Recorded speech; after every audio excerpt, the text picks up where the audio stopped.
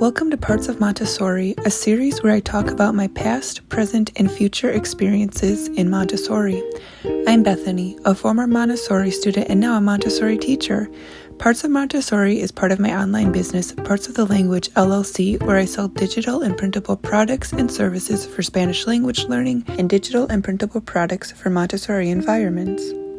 In today's episode, I am going to talk about how my students practice grammar in my Montessori lower elementary classroom and how I teach and present grammar. I will first start by saying that the Montessori grammar symbols are my favorite Montessori material.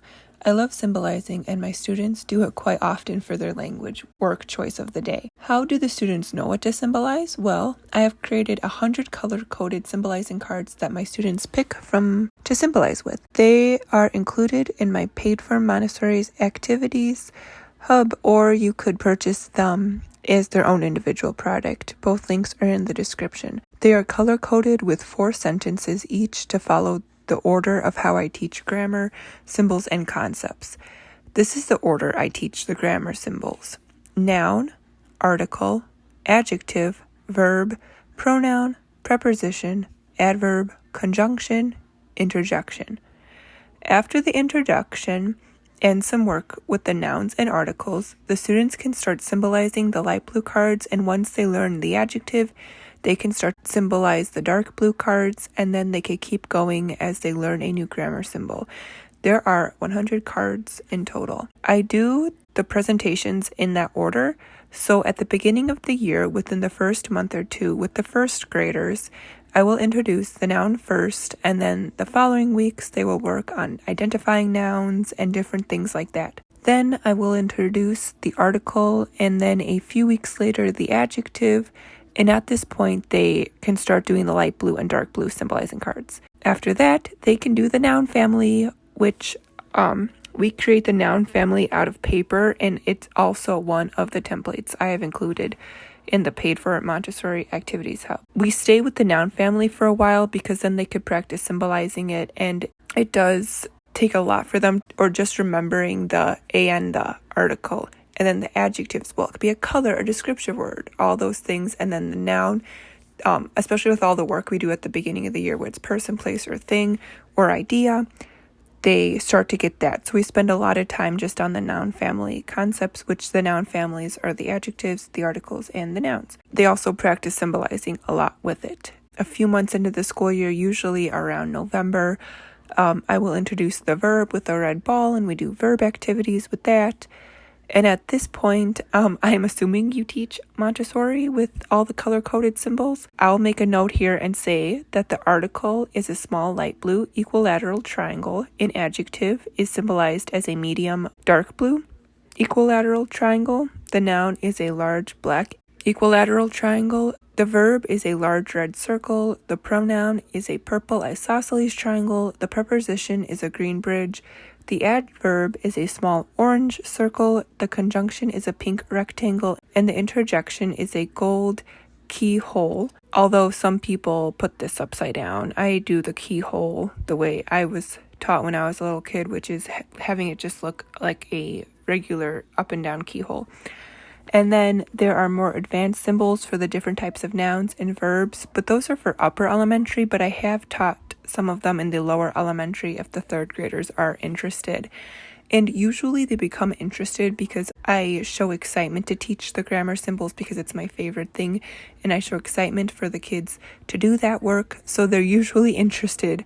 But especially by the time to get to third grade, they're like, okay, Miss Bethany, this is our third year doing symbols, the same 9 symbols over and over and over and over. I'm ready for something new.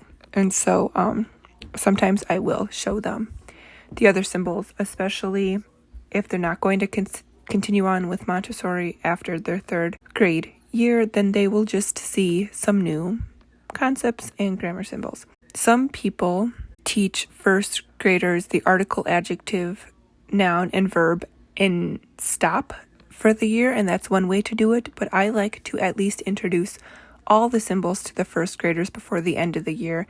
That way they come back to second grade and we can deep dive into teaching the other, more concepts about the symbols, which I will talk about in a second. I guess it also depends where the first graders at. Like, I won't get through all the symbols with all of them, but the majority I will, or we might just stop at the verb or the pronoun or preposition. Usually, if anything, we don't get to the adverb, conjunction, and interjection, but we get to the other 6 in first grade.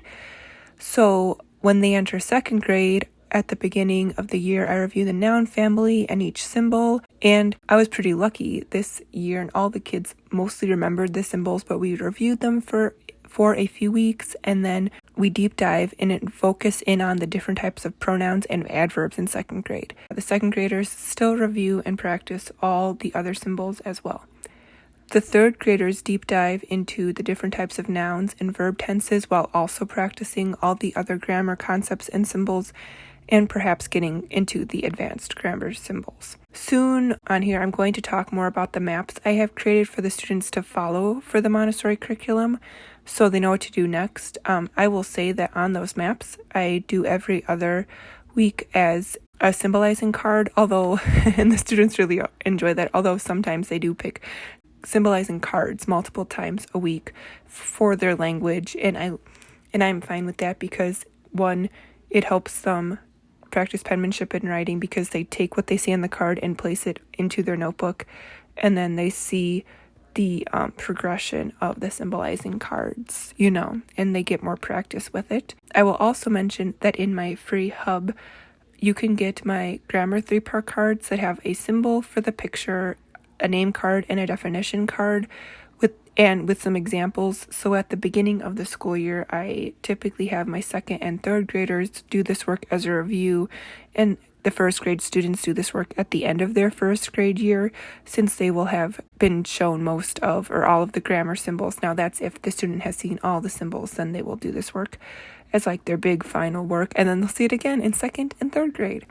It is also a great work for new to Montessori students to refer back to, since the grammar symbols are a new concept to them.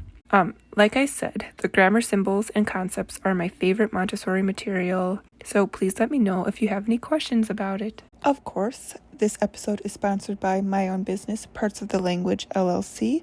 Please sign up for my free Montessori hub of resources that you can use in your Montessori environments. There are over 15 plus items, including 453 printable math equation cards, 36 weeks for first and second level editing sentences, and so much more. Thank you for listening. Bye-bye.